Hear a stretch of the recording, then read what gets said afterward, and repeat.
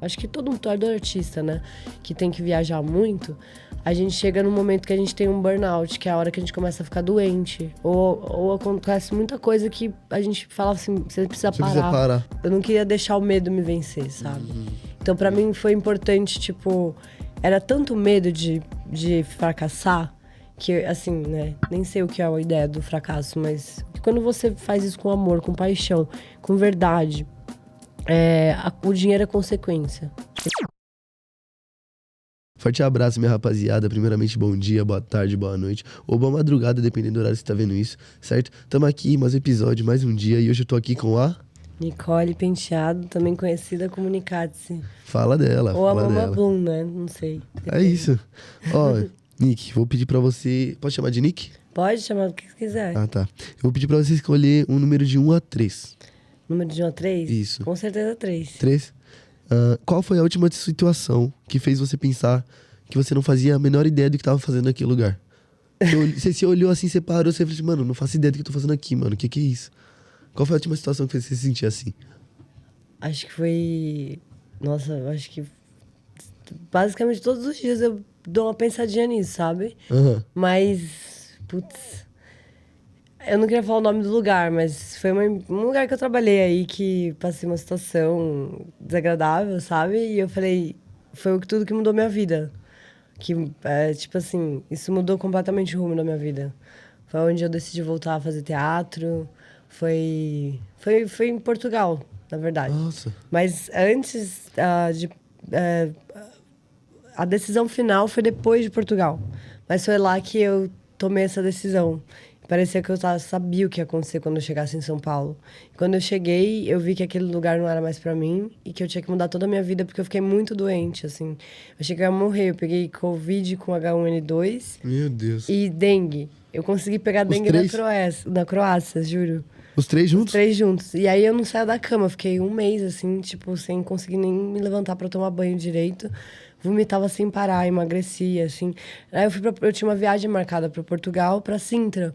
E no meio do mato. Foi a sorte. Aí quando cheguei lá, eu me curei. Com a natureza. Com a tudo. natureza. Nossa, daí eu peguei um avião. E aí eu quase sofri um acidente aéreo. Que eu não sabia que eu tava participando. Só fiquei depois que o avião pousou, conseguiu pousar, né? E aí a gente descobriu que o avião tava sem gasolina, que ele ia bater no avião da Azul. E eu, assim, de boa, só que eu senti no avião, tá acontecendo alguma coisa estranha, porque eles falaram que ia ter um pouso de emergência por causa do cara que teve um AVC, por causa de pressurização. E aí, quando tem pressurização no avião, sempre vem pela como que fala? A classe... Executiva? Não, a antes dessa. Esqueci o Putz, nome. Enfim. A normal, né? A primeira classe. Primeira classe, é. E aí sempre bate lá. E o cara já era mais velho, falaram que ele teve um AVC por conta da pressurização. E aí, eles, quando eles deram essa notícia, eu falei, caramba, eu vou morrer. Eu sempre achei que eu ia morrer no avião, que eu sonho com isso desde criança. E assim, às vezes eu acho que, não sei, eu falei, chegou a minha hora, isso daí, pus um fone no ouvido. Falei, talvez eu esteja participando de um acidente aéreo. Talvez. Mas se eu tiver, não tenho o que fazer, entendeu? Eu já era, entendeu? É chegar ali e falar, mano... Eu vou pôr um fone no ouvido, vou escutar uma música que eu gosto da Bloom, né? Que me faz bem, e vou ficar olhando pro céu. E tava uma neblina, assim, muito grande, né? Tanto que foi por isso que tava rolando essa coisa de um avião bater no outro, assim, né? Não conseguia se enxergar. Né? Só que a gente não sabia, eles privaram a gente dessa informação. E foi o que deixou todo mundo tranquilo. Só que daí, na hora que desceu, a gente ficou sabendo meio que de tudo. Porque, o avião vai ter que ficar aqui mais 2 horas em Fortaleza e tudo mais, pra recarregar a bateria, a gasolina. Tava sem gasolina, a hélice tava com problema, tava tudo errado. Nossa, que loucura. Só que daí, na hora que subiu, abriu um arco-íris tão lindo no céu. E naquele momento eu tive certeza de que tudo que eu tava fazendo tava errado. E que eu precisava mudar minha vida. Só que eu ainda não tinha mudado ela. E precisou acontecer outras coisas para que eu conseguisse realmente transformar minha vida, sabe? Às vezes a vida dá uns golpes duros, né, gente? E aí eu tinha um lugar para ir que tava tendo uma confraternização do Bom Dia Verônica, né? Que é aquela série. Sim, sei. E eu ia encontrar vários atores que eu admiro super, né? E eu trabalhava nesse lugar. E aí eu fiquei doente de novo. Aquela febre toda que eu tava voltou no mesmo dia. E aí eu escutei a voz, assim, sei lá do que era o anjo. Eu chamo de anjos da guarda, né? Que são os nossos Sim. entidades protetores. Falou assim, não era pra você estar lá, é pra você ser um deles. E ele falou, vai, volta, se inscreve naquela escola que você tanto queria desde criança, que você não pôde fazer porque seu pai não deixou. E vai seguir seu sonho, que é ser atriz, né? Além de DJ, né? Eu nunca tive pretensão de ser DJ, né? Foi sem querer, isso aconteceu sem querer. Agora, Só aconteceu. desde criança eu quis ser atriz. E aí eu falei, acho que chegou a hora. E foi isso. E eu cheguei na escola, dei de cara com o dono da escola, né? O Wolf Maia, que eu estudo lá. E era o último dia de inscrição. Ali eu tive certeza do que eu tava fazendo. Então foi esse dia aí que Caramba, que tudo loucura, mudou. que história, hein, mano? Mó reviravolta, tipo um filme de suspense. Eu tava aqui, cada hora que ela falou... Caramba, avião. Mano, um AVC.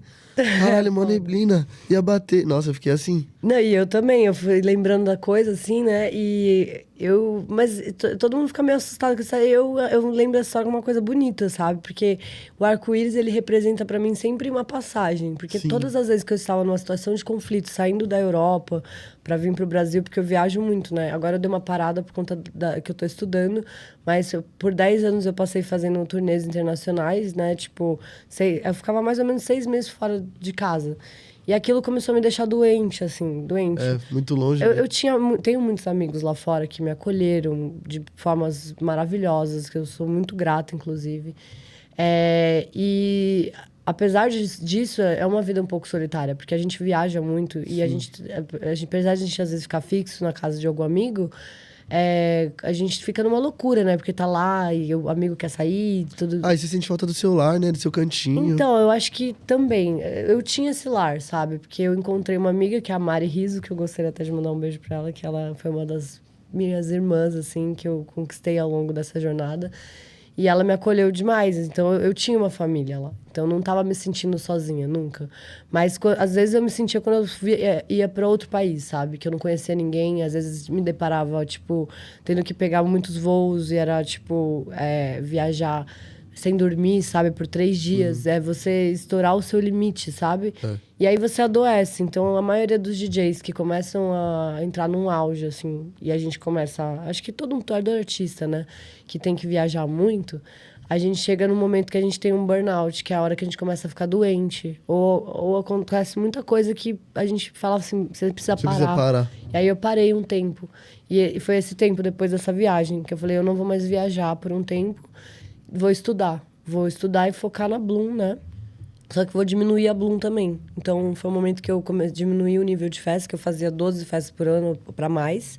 Às vezes chegava a 20 festas. Caramba, é muita coisa. Muita coisa. E a gente tinha vários nomes de festa, né? Tem a Baby Bloom, tem o Domingo Neon, tem o Bar Anos Vintage, tem a Energia Gostosa, tem a Bloom, né? Que é a maior. Sim. E a Baby Bloom, não sei se eu já falei de Falou. novo. A Baby Bloom é o nome da minha gatinha. E essa festa toma o nome de Baby Bloom porque a gente encontrou uma gata no meio de uma locação desse tamanho, um bebezinho que mamava, perdida ali, sem comida, sem nada. A gente deixou ela dentro do carro, acolheu, liguei pra minha mãe e falei, mãe, tô levando pra casa. Aí minha mãe já se derreteu toda, né? Encantou, Comprou uma saiu pra comprar madeira, as coisas. fez tudo. Quando eu cheguei lá, já tinha tipo um quarto de neném pro gatinho. gatinho. E aí, por isso que a gente criou a Baby Blue, é nosso mascote. Aí tem 2 agora, né? Tem uma que vive com a minha mãe e uma que vive comigo. Porque eu mudei de casa, né? E aí a gente teve que dividir os gatos, né? Foi um grande problema isso daí, né? Sempre um grande Mas problema. foi a melhor. A minha mãe tava precisando deles.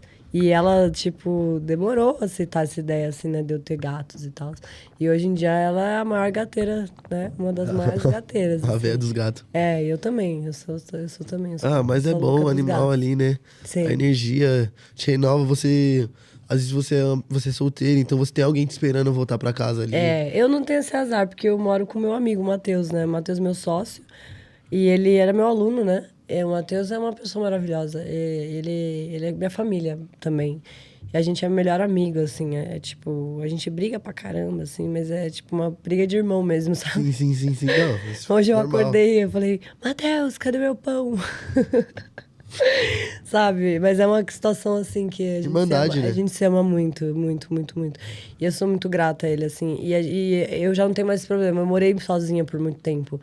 Só que depois que o Matheus foi morar em casa, que eu mudei de casa para um apartamento maior, que eu esperava alugar os 3 quartos, demorei para achar a pessoa ideal para morar comigo. E quando a gente começou a morar junto, né? Ele trabalha comigo, é meu sócio na Bloom hoje em dia. E eu aprendi muito com ele, que é muito mais jovem do que eu. E eu, de professora, também virei aluna, sabe? De uma outra geração, que é a geração dele, que é a geração Z. Só que ele é muito diferente da geração Z, assim.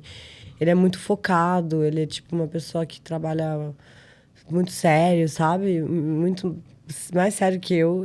Ele é mais, assim, mais Mais desatento. cabeça ali, mais centrado, Ele né? é mais centrado, mais desatento, porém mais centrado Sim, num outro foco. Eu já sou muito dos anos 90, né? Que a bagunça, sabe? Não tenho limite pra nada, Sim, pessoa sem sim. limite. Não Pegou tenho... bem a virada do Inimiga do século ali, fim, né? sabe? Tipo, clubber mesmo. Aham. Sempre fui, desde criança. A virada do milênio, pegou a virada do milênio. Desde criança, eu não gostava de dormir, assim. Nunca gostei de dormir. Eu sempre Legal. fiquei virada, assim, à noite. E me conta um pouco sobre como que foi esse processo pra você, de você se descobrir como artista, até chegar a ter a Bloom, até chegar a tudo que você faz hoje. Cara, foi um processo muito intenso, assim. Eu acho que eu já nasci numa família de artistas, né? O meu avô, ele era colecionador de obras de arte, um restaurador de obras, né? Tinha um ateliê. E ele vivia disso. O meu tio também, né? Os dois estão falecidos, infelizmente. O meu pai, apesar de ser dentista, ele é também um artista. A minha irmã também é dentista, também é artista. E a minha mãe é uma artista, né, também por dentro, assim. Eu acho que ela nunca conseguiu exercer isso por conta da vida, ela se dedicou muito à vida dela, a mim e a minha irmã. E às vezes eu vejo a minha vida assim, eu realizando sonhos que a minha mãe não pôde, sabe? Mas ela me apoia em tudo, assim, sabe? Foi meio como se ela estivesse se sentisse realizada através de você. Né? E essa coisa assim, eu sempre tive todo o apoio pra fazer o que eu queria. O meu pai era uma barrada, assim, na minha vida de artista, né? Tipo, quando começou a ficar mais complicado essa coisa do teatro. Mas eu comecei assim, desde criança, com 5 anos, eu falava pra minha tia que eu ia ser uma grande atriz, que eu queria sair na Playboy com 18 anos, que eu ia ser muito famosa. Eu era super ambiciosa, com 5 anos de idade, né? E que eu queria ser advogada. E meu sonho era fazer faculdade de Direito na São Francisco, mas queria ser atriz também. E aí, a família inteira acreditou fielmente que isso fosse acontecer e todo mundo tinha certeza disso. Ninguém nunca teve dúvidas disso. Só que daí chegou quando eu fiquei um pouco mais velha, eu comecei a mudar um pouco de opinião, né? Até por conta de... Meu pai, ele quis que eu fizesse uma faculdade, mas às vezes ele não queria, porque eu queria fazer a faculdade que ele não queria. Aí ficou nessas, né? Mas enfim, eu mudei um pouco de assunto aqui, né? Eu Tá comecei super no no assunto. coral da igreja, assim. Eu cantava desde os 6 anos de idade. E eu sempre fui uma pessoa que... Eu tive muito problema na escola, né? Que eu tenho autismo grau 1, de múltiplas habilidades. E, obviamente, vem o déficit de atenção junto. E aí, eu cheguei e... Eu não estudei em casa. Não, eu não estudei na escola. Eu estudei em casa, né? Eu estudei em casa até os meus 6 anos de idade. Eu fui expulsa da escola com 3 anos, mais ou menos, ou 4. Caramba. Porque eu me recusava a vestir os uniformes da escola, eu queria vir com a minha roupa, eu e minha amiga. E aí eu sofri minha primeira violência, né? Que a minha professora caiu Coca-Cola na minha roupa. E eu não queria usar a roupa que ela queria me dar. Ela pegou no meu braço com muita força, me deixou roxa. E aí eu acabei proferindo palavrões ali, sabe? Mas eu só reproduzi, tipo, o que a minha família espanhola e italiana ficava falando dentro de casa. Sim. Eu era uma criança e ela me taxou como uma criança, tipo, com personalidade antissocial, com 4 anos de idade.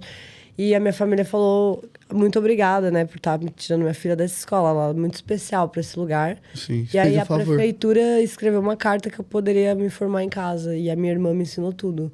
E outra... Ops, caiu. Foi. Relaxa. E... Oh. Opa! E a minha irmã, ela me ensinou tudo, assim, né? Ela me deu aula, minha irmã é uma gênia. E ela me cuidou de mim, ela, minha avó, minha tia, minha mãe também, meu pai. Todos cuidaram de mim de alguma forma. Meu pai não morava ali, né? Ele morava em São Paulo, eu era de Bauru, né? Morei em Bauru Sim, até os sim. 5 anos, minha família também é de lá. E aí eu aprendi tudo em casa, então eu demorei para sociabilizar. Eu fui uma criança tipo que não teve relações sociais até os meus 6 anos de idade. Eu só conversava com adultos, sempre foi minha vida. Aí quando eu vim para São Paulo, Eu fui morar um tempo lá no Campanário, que é perto de Sei, Diadema. Diadema. Meu pai abriu um consultório lá para ajudar as pessoas, né, que precisavam, que estão em situação de vulnerabilidade. E abriu um consultório decente ali, que leva muito a sério essa questão da saúde, de salvar muitas mulheres, né, que sofreram abusos, né, agressões violentas com armas e tudo mais, que destruíram a boca. Ele reconstruiu a boca de muitas mulheres ali. Foi uma pessoa que ajudou muitas pessoas lá. E para ele foi muito importante isso, sabe? Foi uma decisão, eu lembro até hoje do dia que ele tomou a decisão de não ir para um hospital que fosse em Moema para trabalhar numa comunidade, sabe? Uma comunidade violenta. Sim. E aí eu vivi ali por um tempo.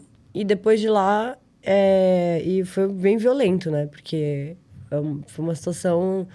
Até os meus 10 anos eu convivia ouvindo muita coisa acontecer ali, né?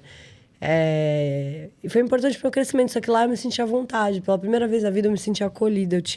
Eu comecei a sentir que eu tinha amigos, pessoas que me ouviam. Eu conseguia interagir com as crianças. Eu conseguia respeitar e eu já estava muito mais inteligente do que se eu tivesse estudado numa escola, Sim. sabe? Então eu acho que estudar em casa para mim foi importante. E conhecimentos que a vida te deu, né? Além, tipo, nos ambientes, tudo. Exato. Daí eu vim pra Zona Sul, né? Fiquei lá na Zona Sul. Já era da Zona Sul, fui lá pra mais... Você tava no ABC, fui pra saúde, né? foi pra Zona Sul, de fato. Né? Fui pra saúde. Morava bem perto do zoológico mesmo, mas depois eu fui pra saúde mesmo. Daí, lá que começou a minha vida de artista, que eu comecei a fazer eventos dentro da escola. Minha escola era uma escola católica, só que com um sistema construtivista, era uma bagunça, assim, né? E aí, o que acontece? A gente tinha 3 meses que a gente não tinha aula. E aí, esses 3 meses, a gente fazia eventos. E eu podia ser coordenadora de teatro, de dança, de tudo. E eu já estava fazendo teatro. Comecei o teatro com 12 anos, lá na escola. E eu já estava escrevendo peça, adaptando, cantava. E dirigia, já ajudava, era representante de sala, apesar de ter sofrido um bullying gigantesco da escola inteira. Você não tem noção, assim. Metade da minha escola me chamava de tudo que era nome. Eu não sei se eu posso falar aqui, então eu vou tentar ser... Você acha que... Desculpa te interromper. Você acha que a arte, ela veio... Você falou que você tem autismo grau 1, né? De múltiplas habilidades, sim. Você acha que a arte, ela veio como um hiperfoco? Eu tenho os dois, né? Às vezes eu entro num estado depressivo, às vezes não. Mas eu acho que o autismo, pra mim, ele é o que eu sou. Eu acho que eu nunca seria nada sem ele. Sim. Então, pra mim, essa condição mental, ela é o que eu sou, sabe?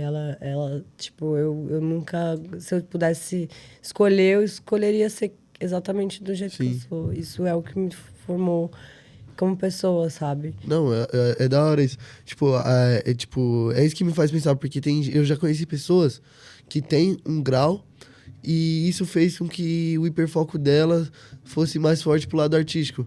Sim, total. Então, tipo, às vezes isso foi um dos motivadores de você ficar tão obstinado em fazer arte. Eu acho que a minha foi mais loucura, assim. Eu acho que eu sempre fui uma pessoa muito destemida. Tipo, eu sempre fui muito corajosa, sabe? Eu nunca tive esse medo que as pessoas têm, tipo... Na verdade, eu tinha... Não, mentira. Eu tinha tanto medo que eu não queria deixar o medo me vencer, sabe? Então, pra mim, foi importante, tipo... Era tanto medo de fracassar que, assim, né? Nem sei o que é a ideia do fracasso, mas... que para cada um é uma concepção. Que é uma concepção muito vaga, né? É muito diferente para cada pessoa. Mas eu tinha tanto medo, assim, de, tipo, sei lá, morar na rua, não sei, sabe? Tipo, não ter nada. Não conquistar o que você Não conquistar nada, sabe? Era desesperador para mim essa ideia de não poder criar. E eu falei assim, de tanto medo que eu tinha, eu fui uma pessoa muito corajosa. Então eu enfrentei a vida muito cedo. Com 12 anos eu já estava trabalhando com festa. Eu já estava promovendo eventos que eu nem gostava da música. Eu frequentei muita rave. Eu promovi muita rave, apesar de gostar da comunidade e tal. Não é meu estilo de música favorito, mas eu respeito, gosto muito, né, de todas as comunidades, assim, né? Toda comunidade tem gente legal, tem gente... Eu gosto de todas. E eu participei de muitas, sabe? Desde criança eu ia atrás. Com 7 anos... Não, que 7 anos, tô doida, peraí. Com 11 anos eu já estava promovendo matinê. E aí eu tava fazendo meus trabalhos, assim, sozinha em casa, sabe? Tipo, sem meu pai saber e tudo mais. Depois ele ficou sabendo, né? Sempre vai ficando sabendo. E aí fui rolando, assim, essa coisa de produção. Daí que fui rolando na escola também, comecei a coordenar tudo mais.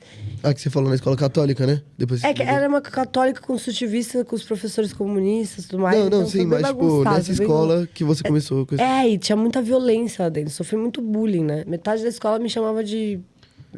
Não vou falar o nome. Mas, enfim, eu sofri muito bullying, assim, lá. Sofri violências absurdas nessa escola, né? E era uma escola de bairro, de galera de classe média. E essa galera era uma galera muito violenta. O pessoal, às vezes, pegava o nosso livro, jogava dentro do armário e punha merda dentro. Nossa. Juro. Pior é que esse pessoal que de classe média alta, eles têm essa sensação falsa de poder, né? Exatamente isso que eu ia falar. Eu não sabia se eu poderia falar isso, Pode, mas claro, essa é a minha pode. opinião. Exatamente o que o meu pai me falava. Filha, essas pessoas, elas acham que elas têm alguma coisa, mas elas não têm nada. E uma coisa muito louca que eu acho que foi quando um passo para eu começar a me amadurecer foi na festa de 15 anos. Porque isso era uma coisa assim que naquela época era muito, né, você tinha que ter a festa de 15 anos.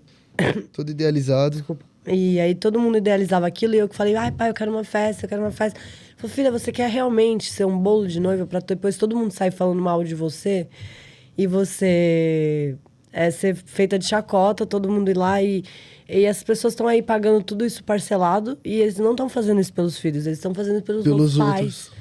E, na verdade, daí meu pai pegou, não fez, eu aceitei, entendi ele. Eu falei, nossa, é verdade, isso é cafona, não quero uma coisa dessa na minha vida. Pra que eu vou É mais pro próximo Pra que pra vai você, gastar né? esse dinheiro todo? Não faz sentido.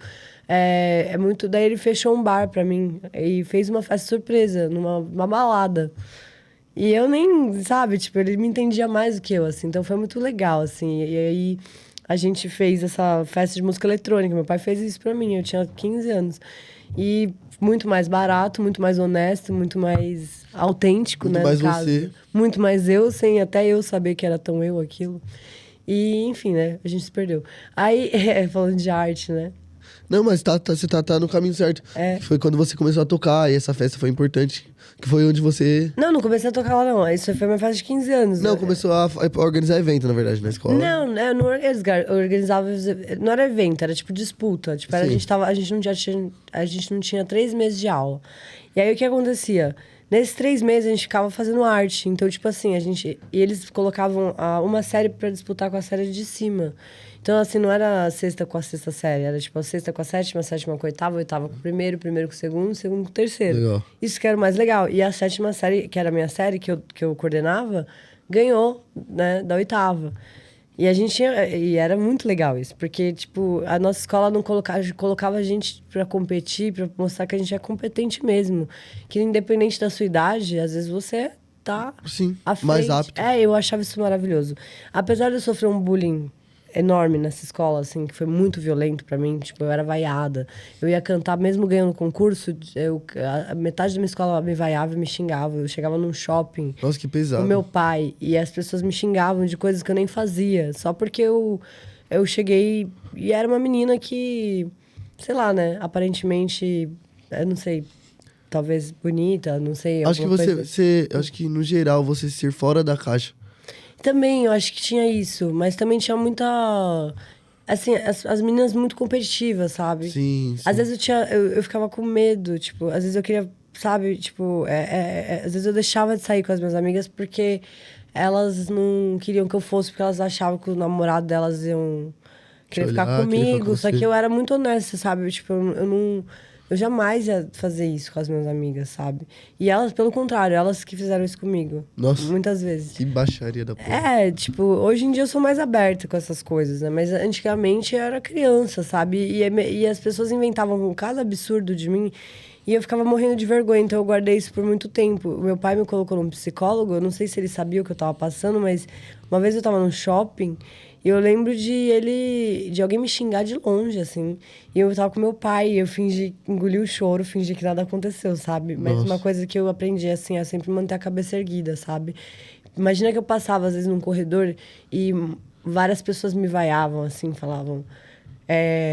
me xingavam do nome que eu não quero repetir, porque eu tenho pânico desse apelido que eu tinha, que não era o que representava a minha vida. Era Sim. uma coisa muito machista. Mano, às vezes eu tenho muito medo. Eu sou o irmão mais velho. E eu tenho muito medo porque às vezes as crianças elas podem ser muito maldosas. Muito. Muito maldosas. Tipo, crianças e adolescentes eles são muito maldosos. Não, e o tipo, pior é que as pessoas mais maldosas eram as mais velhas. A galera da minha sala era um anjo. Aham. O pessoal da minha sala não eram anjos, né? Mas eles, assim, tipo, eles eram pessoas que eram meus amigos. A gente era parceiro, era representante da sala. Sim. A minha série gostava muito de mim, né? Mas do Até resto- hoje eu ainda tenho contato com algumas pessoas. A gente lembra de algumas histórias. Depois eu saí desse colégio, graças a Deus. Fui pra outro lugar, que foi onde eu conheci a vida de cara, né? Foi Vida pra diferente. acontecer, tipo, mas isso aí foi mais ou menos Eu saí... nos últimos anos? Não, isso aí faz tempo, né? Eu tenho 34 anos. Não, foram nos últimos anos que eu digo, tipo assim, nos seus últimos anos de escola. Eu repeti o primeiro colegial, porque eu tava com depressão, né, por causa de um namoradinho que eu tinha. E aí eu peguei e repeti de ano, né? E eu falei, meu pai falou, você não vai fazer o primeiro ano de novo. A gente procurou uma escola que tivesse DP, que na minha escola não tinha, né? Você Sim. tinha que fazer tudo de novo. Aí fui pra FECAP. E foi lá que conheci a vida, né? Lá eu fiz grandes amigos.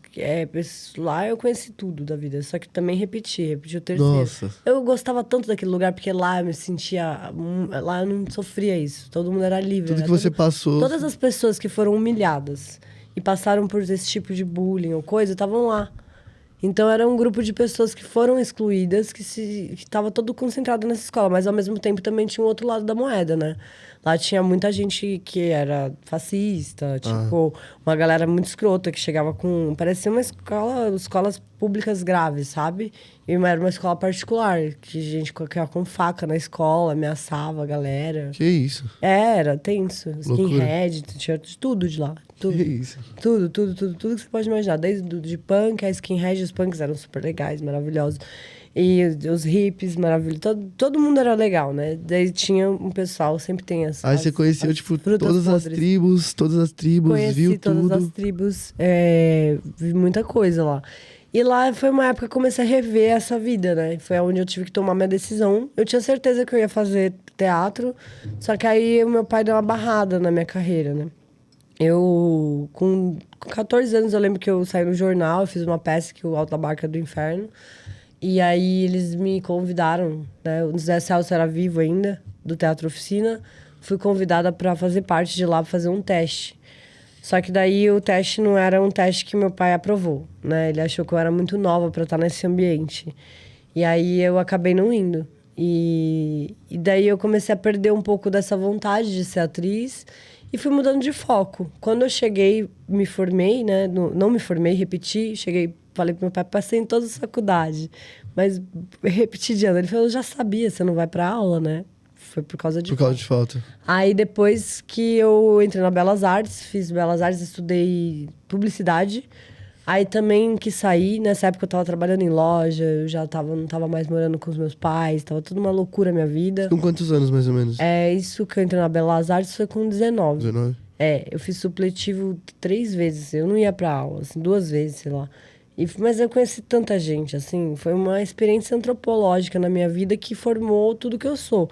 E a Bloom ser o que ela é muito parte de todas essas experiências que eu vivi, porque eu sou da rua, assim, que eu digo sou da rua, sabe? Desde os 12 anos, quando meu pai se separou da minha mãe, eu já fui pra vida, sabe? Sim. Andava de skate, fazia meus corres, fiz grafite. Muita gente não sabe, mas eu já fiz grafite, tinha um amigo meu. A gente fazia grafite lá no Butantã, sabe? A gente ia lá nas casas, fazia a reforma lá na casa da galera, fazia grafite. Eu nem era tão boa assim, mas eu tava amando aquela vida, sabe? Sim. E foi indo. Daí eu fiz publicidade e vi que não era pra mim, assim, porque eu ia muito bem, só que eu não tava feliz. Aí mudei pra moda. Aí quase me formei. Fiquei 3 anos fazendo moda. E aí foi aí que teve essa quebra da minha relação com meu pai, né? Que é muito importante isso, né? Isso na minha vida foi o que me tornou, né? Eu tô fazendo essa retórica pra você entender. Essa linha do tempo. A linha do tempo. Eu cheguei no 3º ano de moda, eu tive que parar. Porque eu não aguentava mais. Tava no burnout, tinha casado com um menino e tal, com 20 casado? anos. Casado, assim, morado junto. Ah, tá.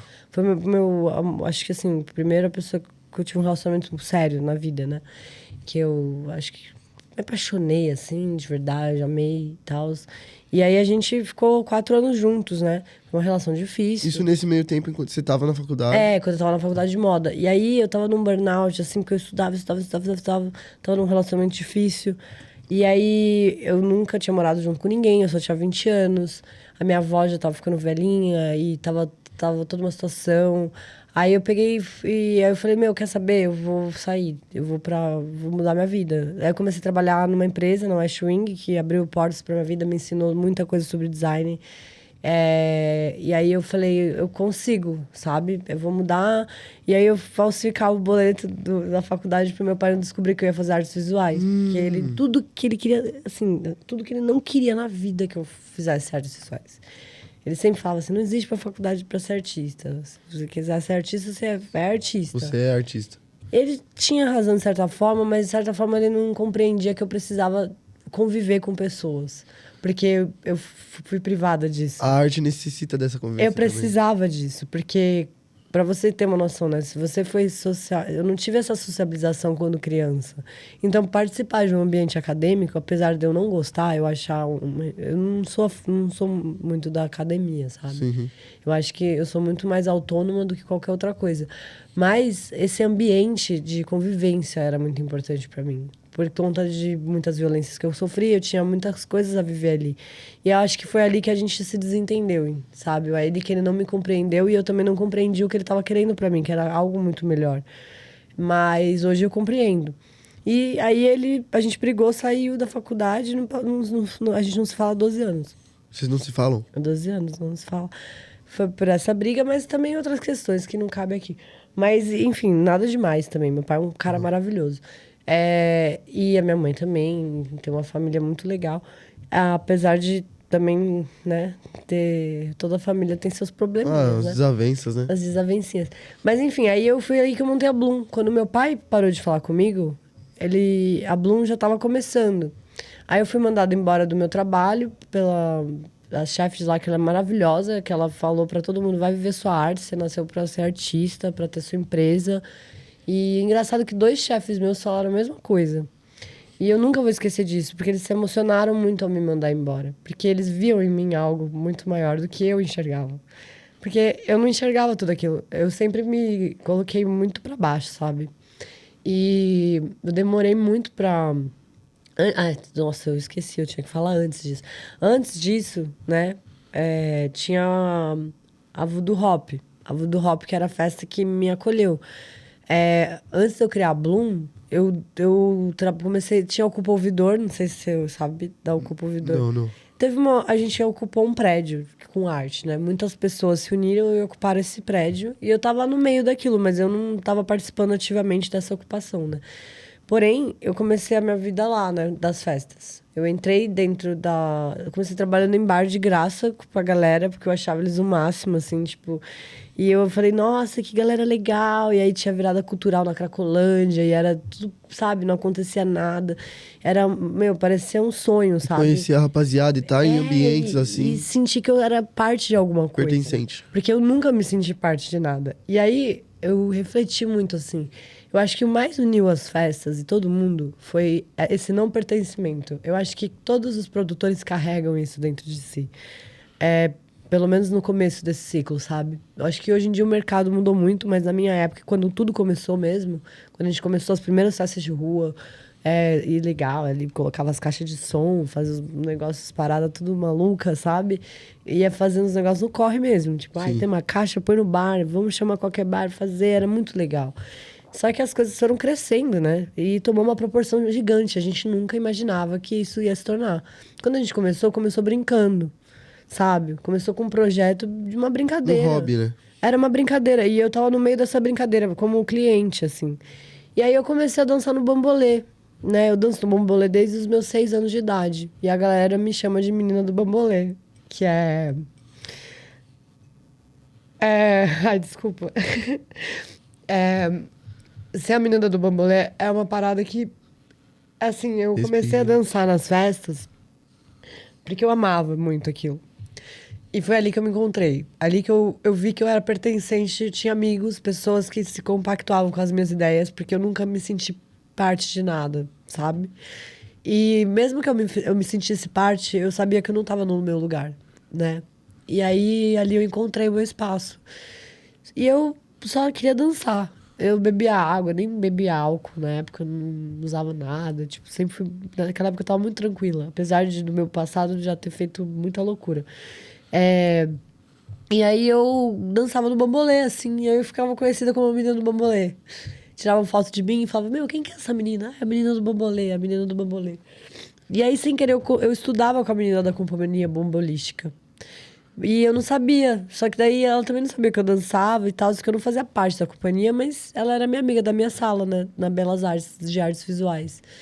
E a Artes Visuais mudou minha vida, né? Essa foi um marco, assim, da minha história, porque foi ali que eu criei a Bloom, foi isso que me deu o impulso, foi ali que eu conheci um sócio meu que ajudou a fazer toda essa cenografia que a gente constrói, que a Bloom preza muito por isso, né? A gente tem um visual muito baseado nos filmes do David Lynch, nessa coisa do Jodorowsky, em referências do Bauhaus, também no brutalismo. São várias referências juntas, uma coisa um pouco mais lúdica, sabe? Do Labirinto do Fauno. Então, a Blue é muito inspirada em cinema, sabe? E teatro. E Enfim, né? Tô falando demais, né? Não, O que você quer perguntar? hoje não, eu tô interessadíssimo, pode continuar. E Continua aí, que eu tô e aí, ouvindo. assim, eu dançava no bambolê, cara. E aí, do nada, eu fui pra uma festa, eu não tinha dinheiro. Eu não tinha dinheiro pra nada, cara. Eu não tinha dinheiro pra nada. Daí teve um dia, olha que louco. Eu tava sem internet em casa, não tinha internet em casa. E eu tipo, só tinha um notebookzinho bem, daqueles, bem velhinho mesmo. Sim. E aí eu fui no Espaço Unibanco usar esse notebook. E eu, sem querer, já tinha assistido Febre de Rato, que é um filme que eu amo muito, né? Que fala da história do Recife, né? Que pra mim é muito importante. Eu sou fascinada, assim, por Recife. E aí pelo José de Castro, pelo Chico Science e tudo mais, por toda a história que carrega aquilo, sabe? Você é meio cineasta, né? Não, é tipo, eu sou fascinada... Cinéfila, na sou verdade. cinéfila, mas poderia ser mais, né? Poderia Sim. ser mais, não me considero. Acho que tem gente que já viu mais filme que eu e nem estuda isso, mas... Acho que por falta de tempo também, não é só por falta de querer, né? Eu também, mas sempre que eu posso, eu gosto E muito que de ver. casa, né? Muito, tipo... Eu acho que não é nem sobre a questão da quantidade em si, mas, tipo, a forma que isso te causa, né? A forma que isso te afeta, que isso te interessa. Sim. Que você traz isso pra dentro de tudo que você faz, artisticamente falando, dentro da sua vida. Exato. Então, daí nesse dia eu saí lá do negócio, da minha casa. Do negócio, minha casa. O negócio da minha casa. E fui usar a internet no Espaço Unibanco. E, cara, você não tem noção. Sabe quem tava lá? Toda a comitiva do filme. O Matheus Nastergalli, eu sou super fã, ele tava lá. E aí encontrei ele sem querer. Ele começou a bater um papo comigo, já veio me abraçar, sentou comigo, conversou, não parava de falar. E eu não entendendo nada, só escutando ele. E eu falei, meu, o que tá acontecendo? Aí ele falou, daí depois de uma hora ele falou, ai, você não é minha jornalista? E eu falei, quem diria, né, que você não tem internet em casa ia te fazer conhecer um dos caras que eu sou mais fã na vida, assim, de atuação, que é o Matheus Nastergalli, que além de uma pessoa incrível. Eu acho que talvez ele nunca lembre disso, talvez ele lembre. Não sei, eu lembro, vai ficar marcado pro resto da minha vida, porque eu sou muito fã dele. E aí eu fiquei lá, sentadinha, ouvindo tudo que eles Só tinham pra prestar falar. atenção, quietinho. E logo depois roubaram esse computador. No mesmo dia, e depois eu ganhei um melhor. Caralho. A vida tem dessas, né? É. E aí, enfim. E que mais? Me perdi um pouquinho. Aí, beleza. Nessa época, eu tava ainda meio casado e tudo mais. Aí, eu comecei a Bloom depois que me separei, né? Meu ex-marido foi morar... Eu chamo ele de marido, né? Porque morou junto tanto tempo. Ele foi morar no navio. E aí, eu comecei a... Foi morar no navio? Ele foi trabalhar no navio. Tipo aqueles de petrolífero? No mesmo... Esses navios que vai pra Grécia, tipo, tipo, sabe? trabalhar no navio. Trabalhar no navio sim, mesmo, ficou um tempão cruzeiro. lá. Cruzeiro. E aí, eu fiquei assim, cara, agora, tipo, eu acho que eu vou focar em mim, sabe? E foi o momento que eu comecei a cuidar da Bloom. E também, o meu pai parou de pagar minha faculdade, eu não tinha dinheiro nenhum. Ele, tipo, minha mãe não tem grana, tipo, não tinha o que fazer. Eu pagava uma casa pra eu morar na época, porque eu era estagiária. Não tinha dinheiro suficiente pra... Só que também não tinha mais como morar com os meus pais. A minha mãe tava sem casa na época, ela tava morando numa pensão. E a minha avó tava doente, tipo, a casa que que eu morava ali, por mais que fosse num bairro na Vila Nova Conceição. Era uma casa pequena, que morava minha tia, 2 tias minhas e minha avó doente. E eu precisei sair de casa e a minha tia me ajudou muito, assim, né? Porque ela tinha condições financeiras de me ajudar e ela alugou um apartamento para mim no centro, que foi o que me ajudou a poder parar, né, de novo. E eu continuei trabalhando, né? Eu fui diretora de arte de alguns lugares. Alguns eu não quero citar. Trabalhei para algumas galerias de arte também. E nesse meio tempo que eu tava fazendo a Bloom, só que chegou um dia, sabe? Sempre chega um dia que você faz uma escolha. Que você ou se dedica só para aquilo, ou você continua sendo CLT, né? Você coloca tudo em perspectiva, assim. Não, é um dia, é uma volta. Tipo, um dia que você coloca tudo assim. Tudo, tipo, um dia que falou, é agora. É agora. É agora ou nunca. Depois disso eu nunca mais voltei a trabalhar. Como CLT, né? E até às vezes penso em voltar, né? Porque o negócio tá difícil. Mas... Tá complicado. Tá difícil. Mas aí foi isso que me libertou. Eu comecei a focar na Bloom. A Bloom passou por várias etapas, assim. Mas foi um processo louco. Porque comecei sendo bambolê, ia na Voodoo Hop. Aí fui na Voodoo Hop. Daí minha amiga me chamou, a Carol. A Carol Calegari. A Carol era uma das minhas sócias na época. Ela falou, Nick, vamos pra Voodoo Hop. Você precisa ir pra esse festival. É incrível, é incrível. Eu falei, mas eu não tenho dinheiro. Eu não sei como que eu vou fazer pra ir. Ela falou assim, não, relaxa. Faz o seguinte... Eles estão abrindo chamada para artista. Escreve um projeto para Voodoo Hop. E aí, se eles te selecionarem, você vai de graça. E, cara, tinha muita gente se inscrevendo. E eles escolheram o meu projeto. E eu fui para lá. E infelizmente, teve um acidente de ônibus, que foi assim que começou a Bloom. Por causa desse acidente. Que, infelizmente, pessoas morreram na frente de nós. E a gente ficou 12 horas parada. E eu conheci a minha primeira sócia, que foi a Maia. E aí a gente não sabia que ia ser sócia ainda, tá? E aí a gente pegou e foi pra esse festival. Eu conheci uma galera, eu ainda era menina no bambolê, tirava foto, gostava muito de fazer fotografia, né? E aí ainda estudava na faculdade, ainda tava lá. E o que aconteceu? Eu me apaixonei por aquele festival. Foi lá em Eleodora, né? É maravilhoso. Eles fazem ainda algo parecido, não fazem mais por várias questões, a Voodoo, mas a Eleodora existe ainda, né? E é um paraíso, né? E eu morei lá 7 meses no mato, assim, sozinha, de tanto que eu gostava do lugar. Fui morar lá uma época, pra desencanar. Sair da cidade grande, Paulo, né? Te deixa muito louco. Muito, muito. Tinha acabado de voltar do Chile, eu falei, eu não vou ficar aqui nem ferrando. Aí, beleza. Aí eu comecei eu tive uma ideia, vou fazer o baile surrealista. Aí eu queria dar pra Voodoo Hop essa ideia. Aí minha amiga falou, não, vamos fazer a nossa própria festa. Eu falei, mas você tá louca? Eu não sei nem o que é isso. Eu só sei nem como fazer, organiza. Sei fazer uma cenografia. Tipo, eu já fui promotora de evento, mas ser uma produtora é diferente, né? Aí ela me convenceu. E o engraçado é que fui lá no Chechel, que é um bar que a gente frequenta, que foi que eu conheci ela, que antigamente não era o Chechel, era diferente. E a gente fez todo a Bloom lá, né? E começamos a criar o projeto lá, não sei o quê. E aí a gente abreviou o nome, porque era um nome que não tinha nada a ver, assim. Eu não queria ser mal educada na época e falar, esse nome não é legal para um projeto. Que ela queria que chamasse Bloom Mushroom. Eu nunca contei isso pra ninguém, gente. Eu achei que eu nunca ia revelar isso, tá? Achei que eu nunca ia revelar isso, porque é sério. E aí eu falei, não, isso não é o nome de uma festa. Aí eu falei, pra não ser mal educada, eu vou abreviar esse nome. E virou Bloom. E sem querer, Bloom, em alemão, Bloom, significa flor. É B-L-U-M, né? Só que em alemão com E no final é florescer, flor, alguma coisa assim. E em inglês, Bloom, né? Com B-L-O-M, também é a mesma coisa. E eu não tinha ideia. Eu só abreviei o nome porque a gente precisava mandar pra Folha a matéria. A gente fez um evento, o nosso primeiro evento que eu falei, tem que ser na Trackers, porque a Trackers bombava, era o melhor lugar de São Paulo, era onde todas as melhores festas estavam. E só tinha 3 ou 4, 5, sei lá. Era mais ou menos umas 5, 6 festas que existia, que tava bombando, assim. E aí a gente falou, eu quero fazer uma Trackers. Então, será que a gente vai fazer um projeto? A gente vai fazer um projeto. E aí eu criei o Baile Surrealista. E, cara, lotou, assim. Eu fui lá convencer o Rubens, né? O Rubinho, o grande Rubinho, que me ajudou pra caramba. Foi o meu padrinho, assim, né? Ajudou, fez tudo por mim, assim, pela Bloom, no começo de carreira.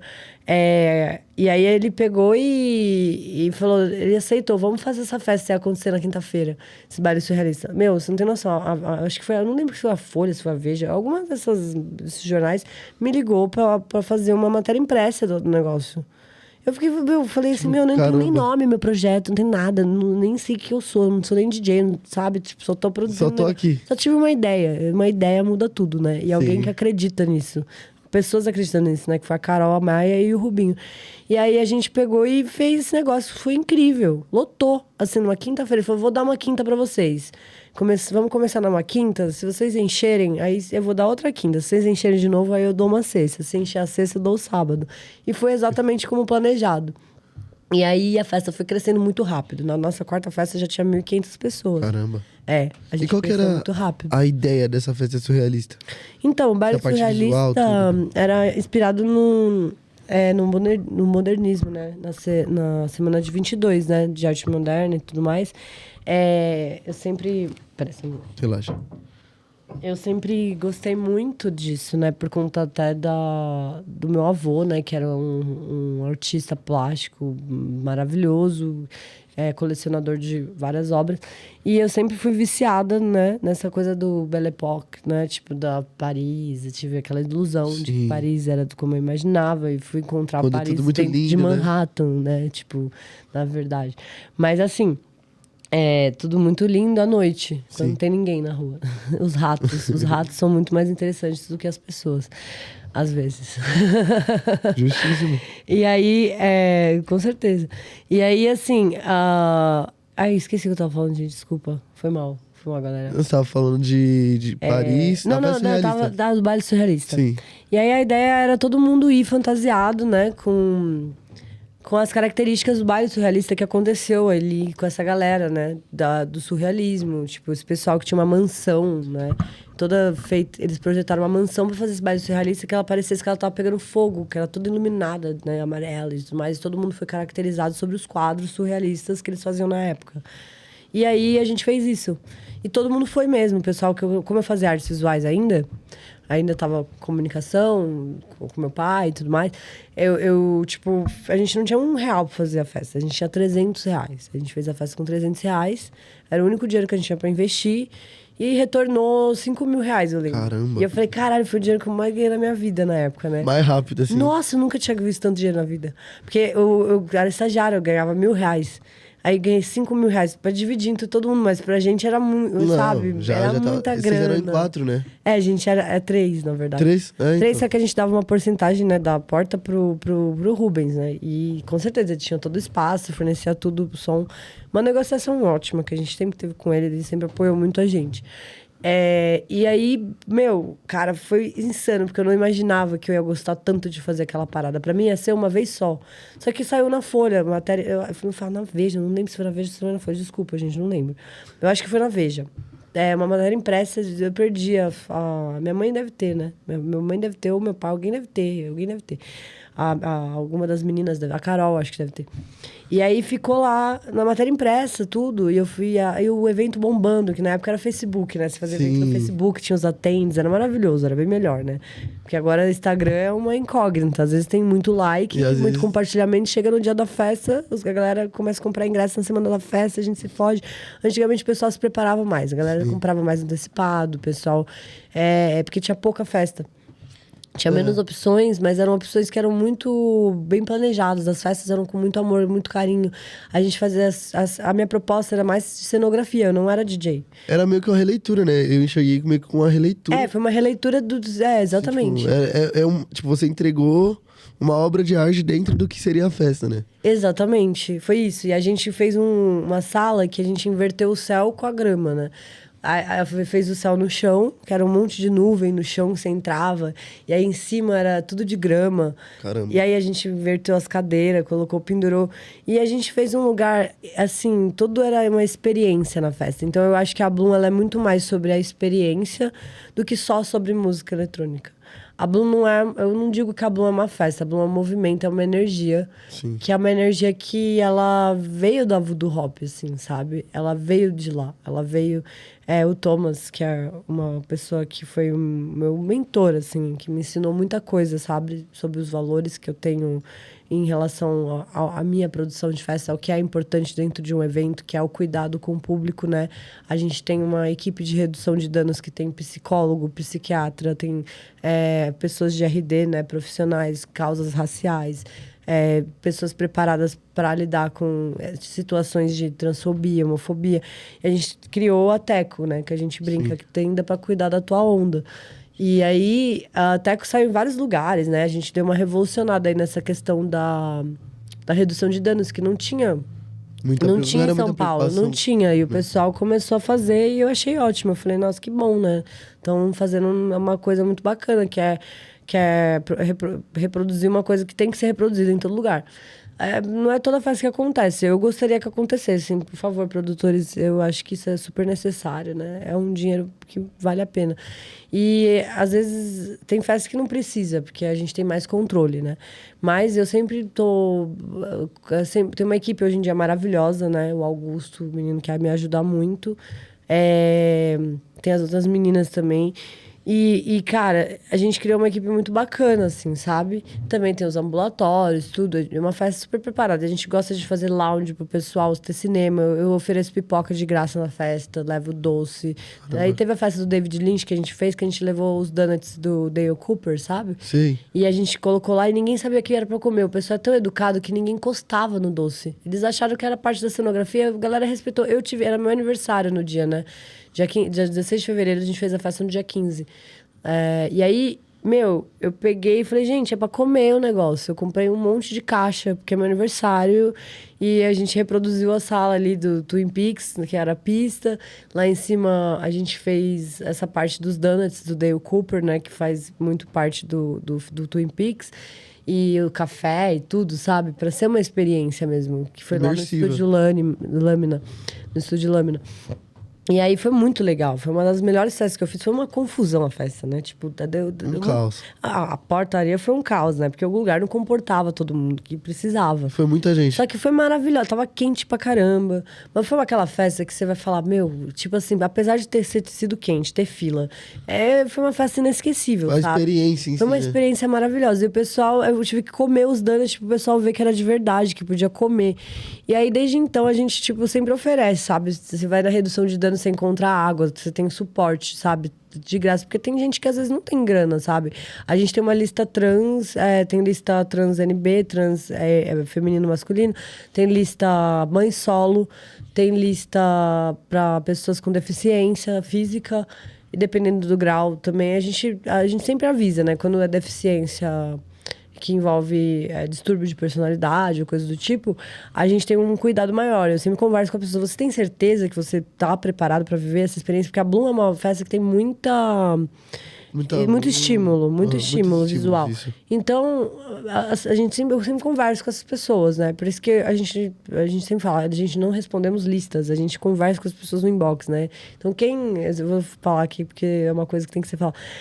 Quem não é respondido é porque está aprovado. E aí, essas pessoas que a gente toma mais cuidado são as pessoas com deficiência. Porque são pessoas que estão mais vulneráveis ali, né? Sim. Então, a gente tem esse cuidado de entender que elas precisam ter entender que a festa vai ser uma experiência. Caramba, né? Muito legal você ter essa preocupação. Oferecer todo esse suporte, que é algo, tipo assim, estrondoso. Eu roubei tudo. Não, isso é só detalhe. É algo estrondoso, tipo, se for parar pra pensar, todo esse suporte, toda essa logística pensada, que é algo que é muito bem pensado, né, de estar ali, né, na pronta, né, na ativa pra ajudar e tal. E você falou desse negócio do Bloom florescer em alemão e também ser em inglês. E a Alemanha fez a minha vida, assim, apesar de eu não gostar da Alemanha.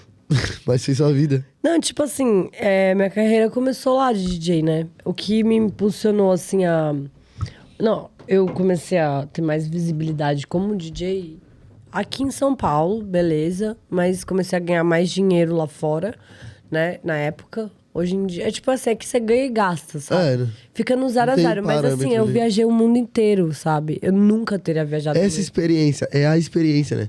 Tipo, às vezes, mais do que só pelo dinheiro, a experiência. Tudo que você viveu, tudo que você conheceu. E tipo, é isso que eu ia falar. Eu acho que a Bloom, trazendo do nome, querendo ou não, foi o seu florescer. Exatamente. E Katz veio dali também. Porque Katz é gato em alemão, né?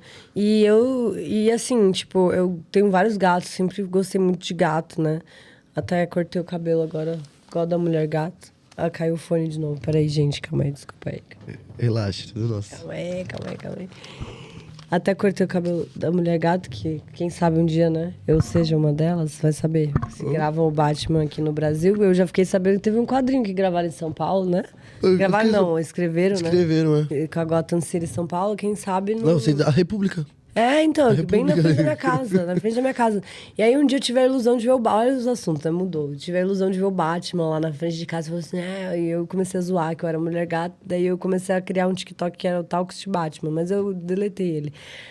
Porque eu não tinha paciência pra manter o negócio. Mas era engraçado, eu fazia mais pra mim do que pros outros. Só que o pessoal se divertia muito, dava risada com eu postando no Instagram. Eu falava, Batman, Batman, hello Batman, how are you?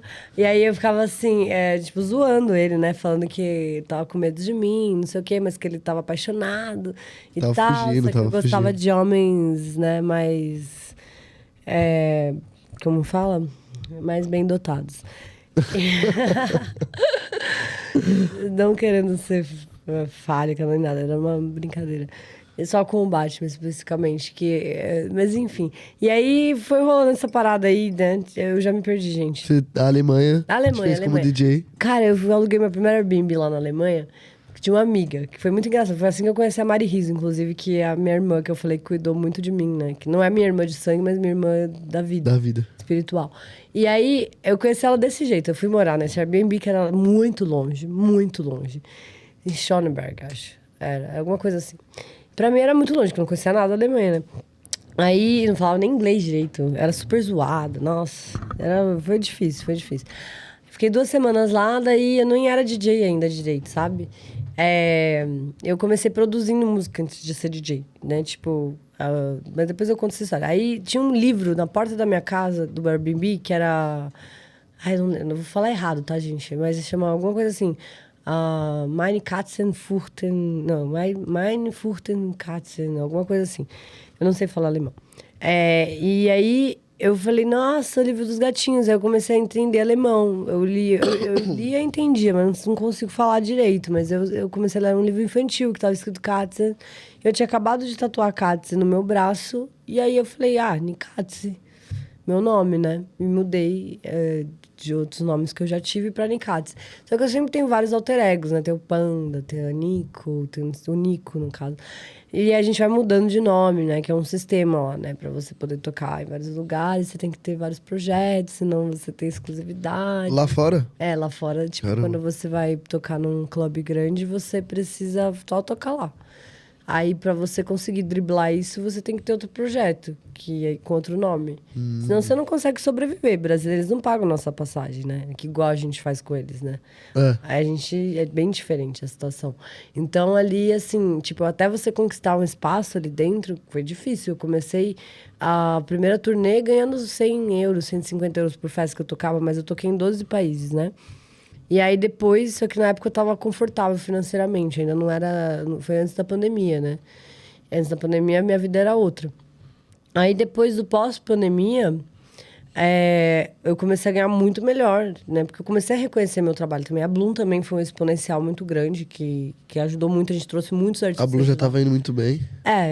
Tava bem melhor antes da pandemia, inclusive. Não, ela continua maravilhosa. A Bloom é muito legal. A festa é sempre muito boa, mas eu digo assim...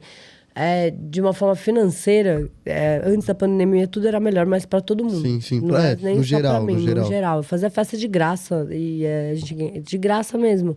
Só ganhava bar, era E tudo entrava, e ainda assim e tinha era lucro. mais simples, sabe? Tinha uma coisa mais orgânica, mais simples, sabe?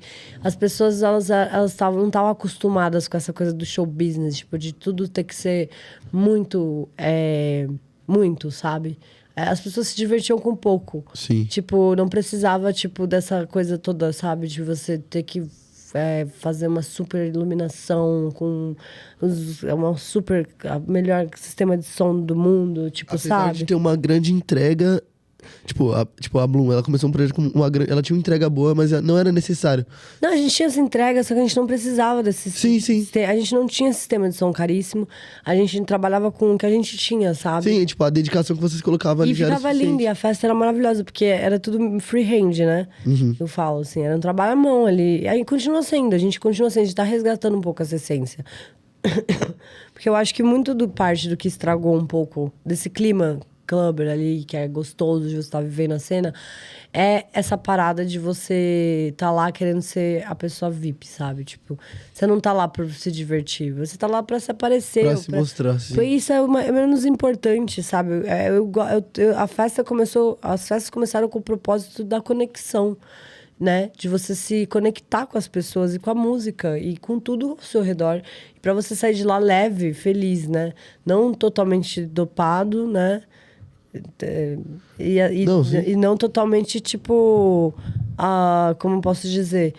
Com ego, parece Inflado. que chegou um momento chegou um momento que... Não tô falando agora, o pessoal tá retrocedendo essa parada. Eu acho que as pessoas todas estão refletindo sobre isso. Sim. E tá melhorando de novo. Mas a gente passou uma época que foi horrível, assim. Pós-pandemia, tava todo mundo com o ego lá em cima. E até eu, acho que todo mundo tava. Assim. Todo mundo, sim, passou por isso. Assim. Ninguém queria estar na posição de consumo, mas queria estar na posição de ser alguém importante. Então, e muito mais do que... tipo, quando a gente tá nessa posição de achar que a gente é muito, cara, a gente tá bem abaixo do que a gente Com certeza. E eu acho que chega num momento que a gente retrocede, que a gente acha que a gente tá... que a gente vai ficar no nosso cantinho ali, que as coisas começam a funcionar melhor, sabe? Mas essa parte foi horrível, assim, foi um momento da minha vida que eu falei, nossa senhora, eu tô desesperada. Eu enlouqueci depois da pandemia, enlouqueci totalmente. Porque eu não aguentava aquilo, eu comecei a viver fobia social de novo, que era uma coisa que eu já tinha vencido na minha vida, que voltou. Que eu falei, nossa, eu tô com fobia social, fudeu, assim, sabe? E aí eu tava... recaída, né, tipo, com substância na época, não foi legal pra mim, tive muito problema com drogas e tudo mais, que me afetou muito, assim, afetou minha festa, afetou a mim, afetou tudo, deu uma crise na Bloom, 2022 foi um ano muito difícil, eu fugi pra Alemanha, não fugi assim, né, fui embora pra Alemanha, fiquei lá pra tocar, fiz uma grande turnê que foi, assim, mudou minha vida. Toquei em vários lugares incríveis, né? Eu toquei no Bergen, na Horror, que hoje em dia, pra mim, né, não é igual eu idealizava antigamente, mudou muito a minha concepção. Eu gosto muito mais de outros lugares menores. O Same Heads é um lugar que eu gosto muito do Renate, Urban Spray, tem muitos lugares lá que me acolheram, RSO, diversos lugares em Berlim que foram... Desculpa, gente, se eu esqueci de algum lugar, tá? Eu gosto de todos mesmo, é que às vezes foge a cabeça. Tem lugares maravilhosos que eu acessei na Croácia, foi muito bonito, assim, sabe? Vários lugares que eu conheci no mundo. Também como foi muito violento, né? Não foi tudo tão fácil, não foi tudo... Foram tudo flores. Enquanto as pessoas achavam que eu tava lá me divertindo, eu tava vivendo várias situações, assim. Às vezes eu não tinha dinheiro nem pra comer lá, sabe? Tipo, às vezes eu tinha que passar a semana com 10 euros, sabe? E era complicado, que é bem complicado. Só que dava, porque lá a comida é barata, eu conseguia comer uma sopa maravilhosa por 2 euros, sabe? E aí, tipo, dava pra ver, tinha minhas amigas também que ajudavam, e tava sempre família. Mas, às vezes, as pessoas têm uma visão que você tá fora fazendo as coisas, mas você só tá correndo atrás dos seus sonhos, sabe? As pessoas, elas têm uma visão muito deturpada sobre o que a gente tá fazendo. Mas isso diz muito... Obviamente, eu sempre digo que isso diz muito mais sobre a pessoa do que sobre a gente. A forma como a pessoa nos olha. Às vezes é um olhar de... Não de admiração... Não, tipo assim, pô, que foda que a Nick tá lá fora fazendo isso. Que foda que ela tá realizando um sonho. Mas é um olhar de inveja. As pessoas não gostavam. Um olhar tipo, porra. E todo mundo ficava desesperado. As pessoas achavam que eu ia mudar pra lá. E eu querendo voltar pro Brasil. Eu tava lá realizando vários sonhos. No começo foi legal. Quando eu tava bem financeiramente, foi bom, porque eu me sentia segura. Mas quando eu fui lá, vulnerável, que eu dependia só de cachê pra sobreviver... Foi um momento que eu falei, gente, eu tô completamente vulnerável nesse lugar. E eu tava muito sozinha, sabe? Tava São Paulo inteiro, assim, em cima de mim. Parecia que tudo que acontecia comigo era falado, tudo era uma polêmica, Twitter, era todo mundo, a cidade inteira falando de mim, qualquer coisa que acontecia. Parece que acontece tudo junto, sabe? Mas aí eu sinto que aquilo tudo me preparou pra algo muito maior. Eu sinto que a gente precisa, às vezes, viver coisas muito duras na nossa vida, por mais que a gente não entenda o que a gente esteja vivendo. Sim. Porque na hora a gente não entende. Mas quando a gente vai para um outro lugar, a gente encontra um outro caminho, né? A gente percebe que aquilo foi só um trailer, sabe? Tipo, uma preparação para você agir de forma diferente, você se tornar uma pessoa mais pacífica, você mudar. Eu ainda sou um pouco estourada, mas assim, melhorei muito, gente. Melhorei muito a terapia. Parei, agora eu vou voltar. prometo. Aquelas. E apesar de tudo isso, assim, eu sinto que aquilo me preparou para algo maior, sabe? Então hoje eu me sinto muito mais lúcida, muito mais... Tenho muito mais certeza do que eu quero para minha vida, que eu quero estudar cinema também. Assim que eu acabar a escola de TV e teatro que eu faço, eu vou me mudar para o Rio de Janeiro, né? Que é o meu plano. Não vou parar a Bloom em São Paulo, gente. Pelo amor de Deus, a Bloom vai continuar. Por favor, continue. Eu vou querer ir um dia. Eu vou querer ir uma edição. Você tem que ir, Tenho que pô. ir A gente pra vai conhecer. agora, vai ter dia 16. Dia 16? Dia 16 de agosto. Agosto? Dia 16 de agosto. E a gente vai fazer uma festa do pijama. Que aí, geralmente eu tô fora, né? Essa festa do pijama começou porque eu ia embora pra Berlim e deixava a galera fazer a festa. E era uma brincadeira, né? Como que é? Quando os ratos saem, os gatos... Quando os gatos saem, os ratos Os ratos fazem a festa. A gente zoava e eles faziam o que eles queriam, porque não pode tocar hard techno na Blue, né? Era proibido tocar hard techno e tech house. E aí eu permitia tudo, né? Eu falo assim, eles faziam tudo que eles queriam, a bagunça que eles queriam. É o dia deles. Daí lotava, nossa, festa. Daí agora a mamãe vai estar na casa. Vai ser a festa com a mamãe, a festa do pijama. A mamãe não vai viajar dessa vez, então o negócio vai ser bem acolhedor, assim, aquela festinha que... quando você não encontra seus pais há muito tempo, a família, ou qualquer coisa que você chame de família, né? Porque às vezes a família é a família que a gente escolhe, né? Muitas vezes. Sim. Eu tenho essas duas partes, né? Eu sou uma pessoa abençoada. Eu acho que tenho bastante... Parei de falar com muita gente da minha família, mas também tenho muita gente que me ama muito dentro da minha família. Nossa. Espiritual, de amigos, de tudo. Então essas coisas meio que... Eu não ligo muito. Antigamente eu sofria muito com esse hate, sabe? Uhum. Hoje em dia não me importa mais. É uma frase que eu vi aí, acho que foi do Felca, que ele falou: depois que você é cancelado 10 vezes, você não tá mais nem aí pra nada, entendeu? Você, tipo, simplesmente fica livre de tudo que você tinha medo, porque o seu maior medo já aconteceu. Já. E muito mais de uma vez, entendeu? Então, acaba que você passa a ser uma pessoa que as pessoas acabam esquecendo e tira foco de você e vão querer cancelar outra pessoa que vai se preocupar com aquilo. Lógico. Sabe? Porque sempre vai ter alguém querendo inventar ou criar ou aumentar alguma coisa que aconteceu para tornar alguma polêmica, mas enquanto essas pessoas estão fazendo isso, elas nem percebem que elas estão te dando mais visibilidade do que prejudicando a sua vida. Sim. Mas o psicológico é foda. É foda. Mano, a gente tá em clima de reta final já. Estamos com 1h06 de episódio. Nossa! Mano, passa muito rápido. Passou muito rápido. Eu nem contei nada, eu nem falei do DJ. ainda. Então.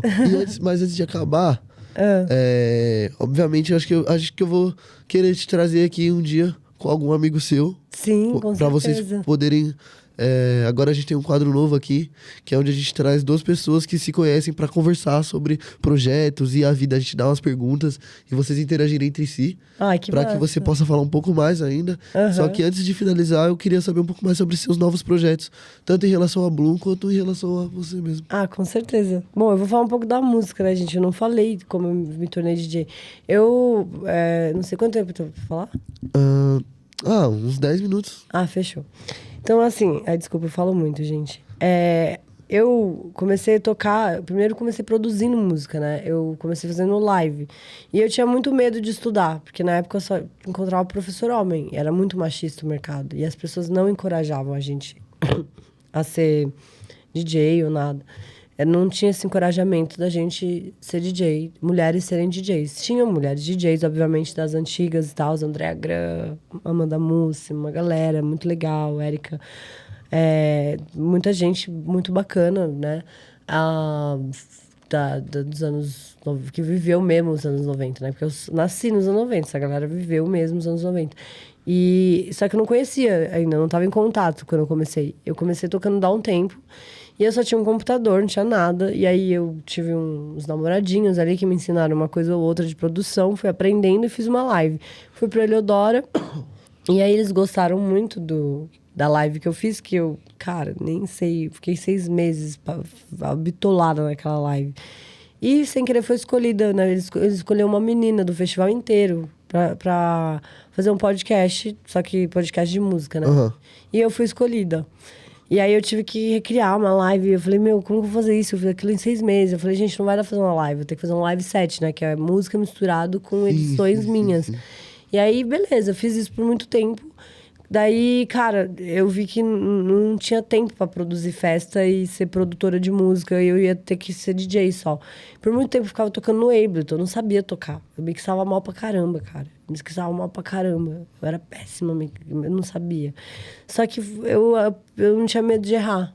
A minha pesquisa era boa. Eu conseguia aprender uns truques, assim, de melodia, de tudo. E fazer os meus truques. E aí eu fui aprendendo sozinha, autônoma. E passei muita vergonha, assim, na pista de mixagem. Muita gente me zoou e tudo mais por muito tempo. Mas quando eu peguei no CDJ, a minha vida mudou. Aí eu comecei a tocar de verdade. E o Roger, né? O Roger Mutiusi, que me ensinou ele completou meu estudo, assim, falou, é isso, ponto, tal, me deu a chave final, e aí eu falei, cara, que da hora, hoje em dia eu posso me considerar DJ, né? Me considerava uma artista, compositora, que compunha músicas, né? Eu componho música também, gente, eu escrevo samba, adoro samba, eu gosto de bossa nova, eu sou viciada em música brasileira, gosto de forró, raiz. Eu sou uma pessoa que gosta de música. Gosto de tudo que é música. Muito eclético. Nossa, em casa eu quase não ouço música eletrônica. A Bloom é uma festa focada mais nas músicas dos anos 80 e 90, né? E as coisas contemporâneas que se misturam com essas épocas, né?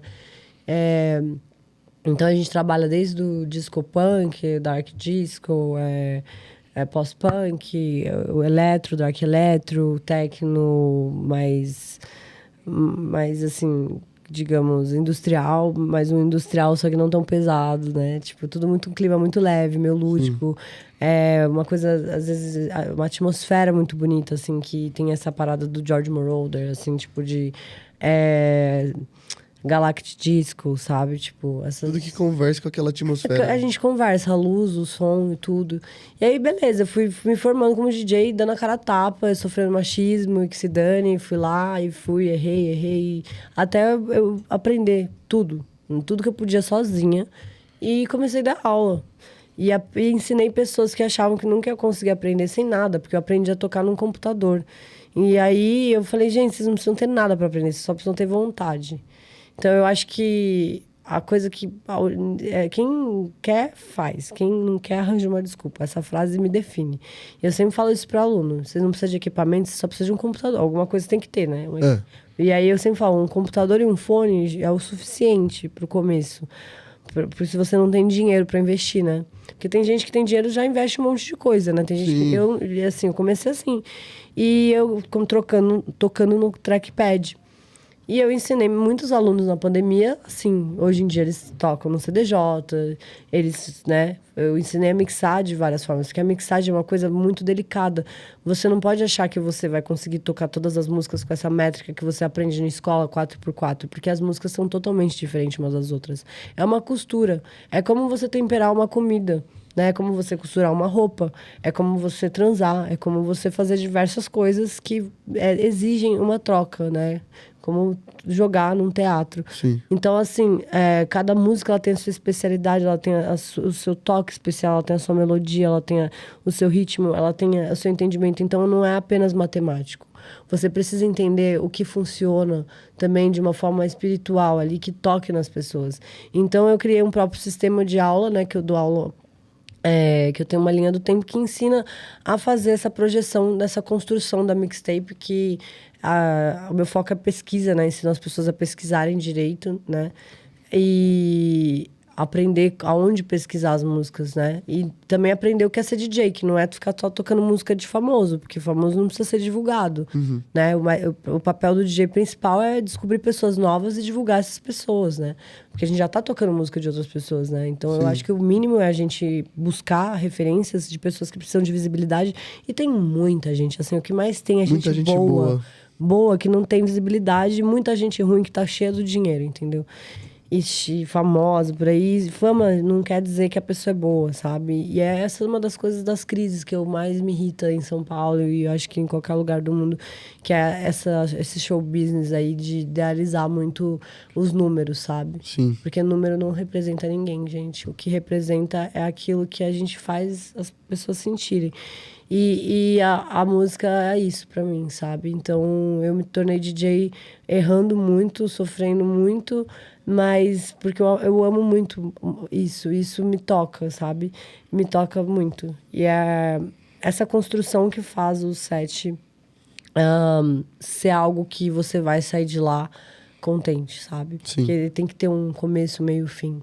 E aí eu explico entre uma métrica de cinema, né? Para meus alunos, como fazer isso, para tocar as pessoas e elas terem essas catarses. Tem também a etiqueta do DJ, tem diversas coisas que aprende no curso. Se vocês querem saber mais, depois é só me procurar. Caralho, legal. Caralho, legal. Mó marketing legal, até eu quero saber. Então, aí eu É, toco há 10 anos, né? Tô aí nessa parada há 10 anos, já fiz 10 turnês internacionais, Dá já umas toquei em aulas. mais de 20 países. Posso dar, com certeza, vamos aí. Por favor, fiquei muito interessado, cara. Com certeza. Muito interessado mesmo. E eu fico uma amiga dos meus alunos, né? Inclusive, tava com o Pedro ontem, meu grande amigo. O meu outro aluno mora comigo, que não é mais meu aluno, né? Que meu sócio, o Matheus. E eles são pessoas incríveis, assim. É legal que o Dark Lines também, que era meu aluno, que eu falo que, nossa, Dark Lines virou meu mestre, né? O menino tá maravilhoso, produzindo música pra caramba.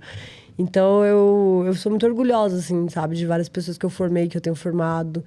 E das pessoas também que entenderam meu processo, que às vezes eu tive que parar de dar aula porque eu não estava bem mentalmente, eu tive que parar com tudo. Ou eu surtava, sabe? Tipo, burnout total. E é isso, sabe? Mas quem realmente me entendeu e valorizou esse processo, essas pessoas tiveram um grande presente na vida. Caralho, legal. Eu tenho alunos que tocam melhor do que eu, e eu amo isso. E é sobre isso. E é sobre isso, eu acho que o papel do professor é esse, sabe? Tipo... E se desapegar, né? Porque eu era muito ciumenta com música. Quando você começa a tocar, você fica... Parece uma criança, Nossa, né? é Ai, verdade. não pega minha música, não pega minha música. E aí, assim, eu comecei a abrir minha pesquisa pra galera. E isso me fez me tornar uma pessoa melhor, assim, pra mim mesma, pros outros, sabe? Compartilhar, sabe? Sim. Mas eu não vou ensinar o método de pesquisa aqui, não. Porque, ó, essa É só o é segredo do curso, valiosa. rapaziada. Essa Isso é segredo do curso. Quem quiser... Mas qualquer dia a gente pode fazer aqui uma aula. Que, de por que não? repente, pode fazer. Por que não, né? Por que não? Uma aula de pesquisa. Eu tô querendo colocar pra frente um projeto aí de fazer uma live session. Tem Fazer que um ser set assim, fazer um você set. tocando. Posso dar um workshop também. Entendeu? Pode fazer. Entendeu? Eu tô Pode fazer pensando. os dois, dá pra fazer os Colocar um dois. setzinho ali tocando e gravar pro YouTube, assim. Ia ser massa. Rapaziada curtindo o som. Vamos fazer. Vamos pensar nisso. Demorou. Você pula na bala? Porra, tamo aí. Então tamo vambora. junto. Tamo junto. Tô muito Mano, grata de estar aqui. Nossa, eu também. Gostei pra caramba. Eu fiquei até mais quieto, porque eu tava realmente prestando muita atenção. Tipo, em tudo que você tava falando, tipo, absorvendo todas as informações, toda a história, né? Toda a linha do tempo que você colocou, a cronologia que você criou. Eu nem sei se eu sintetizei isso bem, porque eu acho que não, na verdade. Mas eu tentei o melhor que eu pude. Eu tenho muito problema com a atenção, eu falo demais. E eu passo até... Não, foi ótimo. E hoje que eu tô calma, hein? Que se eu tivesse agitada, meu amor. Que isso. Hoje é o dia que eu tô mais calminha, assim, né? Tô de ressaca. Tô quietinha. Tô quietinha, eu falei pra ela que ela tá igual o boné, totalmente medicada hoje. Totalmente medicada aqui, ó. Mano, mas foi ótimo. Tipo assim, eu absorvi muita coisa. Eu sou muito tipo de pessoa que me coloca na posição de escuta. Então, eu tá aqui, às vezes, é muito engraçado, porque às vezes eu fico como se a gente realmente estivesse na conversa e eu só tô absorvendo. Tipo, entendendo a sua história, quem é você, o que você faz, o que você deixou de fazer. E eu fico só aqui. Aí quando eu acho que eu devo perguntar, não, mas isso aqui. Mas aí eu já pergunto, já fica tipo assim, tá. E eu tava aqui assim, ó. Ela tava falando, eu tava tipo assim, caramba, tipo, nossa, mano, que loucura. E dando risada sozinho, e pensando assim, imaginando as cenas, em outros países, em outros lugares, e todas as foi muita situações. loucura, cara, foi muita loucura. Eu achei que eu ia falar mais piada do que falar sério. Daí eu acabei falando mó sério, até chorei. Até chorou, não, mas emociona. isso que é legal. Eu vim aqui achando que ia fazer piada, porque eu adoro fazer piada, assim, mas não é piada, é tipo sem querer. Fazer graça, né? Fazer graça é o meu jeito de ser. Aí eu falei assim, eu tinha certeza que ia fazer graça, daí a gente acha que vai fazer uma coisa, faz outra, né? Eu achei que eu ia fazer graça, chorei, falei um monte de coisa que eu nem imaginava que eu ia falar, que eu falei, eu ia falar outras coisas. Mas é isso, né? A gente fala o que a gente tá sentindo, né? A vida dá dessa. A vida dá dessa. Sempre tem. Ó, sempre no final do episódio eu peço pra pessoa passar uma visão pro público, pra quem te conheceu agora, pra quem já te conhece, pra quem assistiu até aqui. Qual que é a visão, uma dica, às vezes, algo que você pode falar pra alguém? Cara, eu acho que a coisa mais importante que eu preciso dizer pra vocês é que vocês tenham coragem. E que vocês não deixem ninguém podar, assim, quem vocês são. A maioria das pessoas vai tentar fazer vocês desistirem. a maioria, 90% das pessoas, até aquelas que estão mais perto de você. Às vezes, muita gente que vai tentar fazer você desistir é aquela pessoa que tá te bajulando o tempo inteiro. E é nisso que a gente tem que ficar atento, sabe? As pessoas que estão ao nosso redor, elas fazem, sem querer, elas estão fazendo parte ali da nossa consciência, né? E principalmente as pessoas que estão mais do nosso lado. Então, se eu pudesse dar uma dica hoje, preste atenção com quem tu andas. Não, porque isso é sério mesmo, assim. E não tenha medo de começar. Não ache que por você não ter dinheiro ou não ter nada, ou não vou ser ninguém. Esquece isso, isso é ansiedade. E a música não combina com ansiedade. Eu acho que uma das coisas que eu mais aprendi na minha vida foi isso, porque eu sou uma pessoa muito ansiosa, só que quando eu vou tocar, eu não sou. Eu era muito, eu ficava em pânico para tocar. Igual eu fico em pânico para me apresentar no teatro, por exemplo, hoje em dia. E aí eu tô tentando inverter o jogo. Essa construção, né? A ansiedade não combina com música, ela combina com paciência e ela combina muito com uma coisa uma coisa introspectiva, uma coisa introspectiva. E é um momento seu, né? E também, se você quer começar uma festa, eu acho que você ter essa questão da experiência, saber o seu propósito, sabe? Porque uma festa, ela não é feita só para ganhar dinheiro, gente. Uma festa, ela envolve muitos encontros. E se você não tem esse pensamento que deixa um pouco de ser empresarial e passa para um lado mais energético da coisa, que você entende que você tem responsabilidade sobre Humanizado também, né? Não, encontros, muitas pessoas se encontrando, muitas vidas. Imagina, é um efeito borboleta, ali você junta um monte de... Você é o mago que está juntando 2, 3 mil pessoas num lugar. Imagina o quanto de coisa que vai acontecer naquelas vidas. Mano, às vezes é uma loucura. A pessoa conhece um amor naquele lugar. E você é o responsável por aquilo. Então você tem responsabilidade para as pessoas. Então a festa, ela se você estiver começando um projeto só para ganhar dinheiro, pra fazer uma festa para ganhar dinheiro, você está começando errado. É melhor você parar. Porque você tem que entender a responsabilidade que você tem sobre aqueles encontros. E para você entender essa responsabilidade, você tem que criar uma experiência. Entender o tipo de pessoa que você quer que esteja lá. Eu, por exemplo, eu gosto do pessoal que é das artes, do cinema, das artes visuais, de qualquer tipo de arte. E também pessoas da filosofia, da antropologia. Eu escolhi esse público-alvo para mim, para dizer de meu, sabe? Também gosto das clubbers, porque é artista, assim. E pessoas livres, sabe? Então, assim, faça um projeto para o seu público, não para você mesmo. Especialmente, né? Faça para você também, né? Porque dentro da sua moral, né? Do que você acredita que é bom. E também do que é bom para todo mundo, né? Por favor, tenhamos bom senso, né? Um pouco de empatia. Total, né? A gente tem que ter... É o mínimo, né? E para que isso vai florescer naturalmente. Eu acho que quando você faz isso com amor, com paixão, com verdade, o dinheiro é consequência. Ele aparece, ele é consequência. E o crescimento também. E dinheiro não é tudo, gente. O mais importante é recurso. O recurso é o que é o que move tudo, e a família que você cria ao seu redor para construir isso junto, sabe? Um projeto, ele nunca por mais que você seja o idealizador, como eu sou, a idealizadora da Bloom, ele não sou eu sozinha, né? Ele tem muitas pessoas por trás daquilo, e cada pessoa é um organismo dentro dessa festa. E para aquilo estar em equilíbrio, todo mundo tem que estar alinhado. Porque se uma coisa desanda, desanda tudo. Todas as pessoas ali são importantes, né? Desde a limpeza até o DJ, enfim, whatever, né? A portaria. Toda a estrutura. Toda a estrutura. É um organismo, é um grande organismo, né? É um sistema nervoso ali, né? Um organismo vivo. Exatamente. E aí a bagunça boa, né? A baguncinha gostosa acontece quando tá tudo alinhado, né?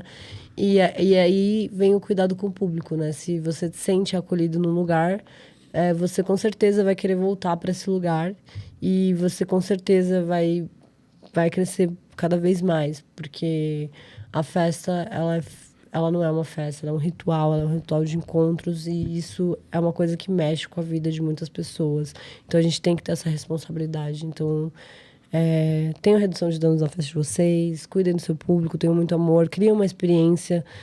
Não coloca lá só uma caixa de som e acha que a festa é só aquela música alta. tenta equalizar o som, cuida do ouvido da galera, sabe? Pensa no line-up que faz sentido, sabe? Não deixa a galera bagunçada, porque isso bagunça a energia das pessoas, faz com que a galera queira buscar outros aditivos, sabe? E isso não é legal. E aí você torna um ambiente pesado. Para você tornar um ambiente leve, você precisa ter tudo isso junto, sabe? E seus parceiros ali, sabe? Então, eu acho que esse é o conselho que eu dou, assim. Cara, é uma aula. Né? Foi uma aula de como fazer uma festa aí de uma forma organizada. Mano, muito grato por você ter colado. Confesso que eu já tinha escutado falar da Bloom, mas não te conhecia. E foi um prazer. Pessoalmente falando aqui pra você, foi um prazer ter te conhecido. Sua história é muito legal. Tudo que você faz é muito interessante. Vou querer colar na Bloom também pra conhecer o evento. Eu quero muito, cara. Vou mandar vários convites aqui pra vocês. Por favor. Ainda vamos fazer um desconto aqui pro podcast daqui. Ô, louco, vambora aí, ó. Vamos fazer. Descontinho, você já sabe, né? Eu vou fazer, ó. Vou fazer pro dia 16 de agosto, festa do pijama, vai ter desconto aqui, ó. Aí, da hora. A gente vai abrir um cupomzinho aí de desconto. E... Desculpa. E nós divulgamos isso aí, eu divulgo nos stories depois. Eu tô muito grata de estar aqui. De verdade, eles são muito profissionais, viu, gente? Maravilhosos. Foi incrível estar aqui. Eu tô muito feliz de estar participando de um podcast. Fazia muito tempo que eu não fazia. E as pessoas pararam com isso. E eu até brinquei lá fora. A galera parou de fazer podcast porque todo mundo que começou a fazer podcast virou DJ. Eu abri um projeto de festa. E aí não tem mais, né? Daqui a pouco pode ser vocês, né? Mas não parem de fazer podcast. Não mesmo pretendo, que vocês sempre falam isso. Não pretendo, não. Todo DJ fala isso. Eu também. Você acha que eu imaginava que ia fazer festa? Nunca imaginei. É que eu sou apaixonado por música, sabia? Então, tá vendo? Mas eu vou... Se eu for começar a falar sobre isso, eu vou estender a conversa. É verdade, a gente tem que acabar, 30 minutos. Nós tem que acabar. É verdade. E, rapaziada, tudo que ela disse, eu assino embaixo, tá ligado? Se dediquem em tudo que vocês forem fazer, principalmente quando envolve a arte. Não pensem em fazer algo só com foco no dinheiro. O dinheiro, ele é sim um foco, porque a gente vive num país, num mundo capitalista, né? O dinheiro move tudo, o capital move tudo. Porém, quando você faz algo que te faz feliz, que você realmente gosta, você faz bem, e por consequência, o dinheiro vem, tá ligado? Então, coloque tudo de si naquele seu projeto, acredite, não deixe ninguém te podar, tá ligado? Dizer que você não pode, porque você pode sim, você é capaz. Com certeza. Tenha coragem, acredite, tá ligado? E no mais é isso, mano. Vamos deixando esse episódio por aqui, entendeu? Espero que vocês tirem muitas coisas boas daqui do episódio de hoje, do que a Nick passou como ensinamento aí. Sigam a gente no Instagram, @Cadux, @desconto e @ tá como? Nikatze. Mas aí é complicado, tem que escrever Nikk. Nikkatze. Não é tão complicado assim. Ou Nicole Penteado. Se escrever Nicole Penteado, aparece lá o Nikatze. Ai. É o que tem mais seguidor, que tem 2, né? Mas daí tem a Bloom também. A Bloom é bloom.sp. A Bloom é fácil de achar. blum.sp. E é isso. Não esquece de curtir, comentar, aí, compartilhar, seguir, ativar o sininho pra você ver os próximos episódios. E é nóis, tamo junto. Um forte abraço. Obrigadão, gente.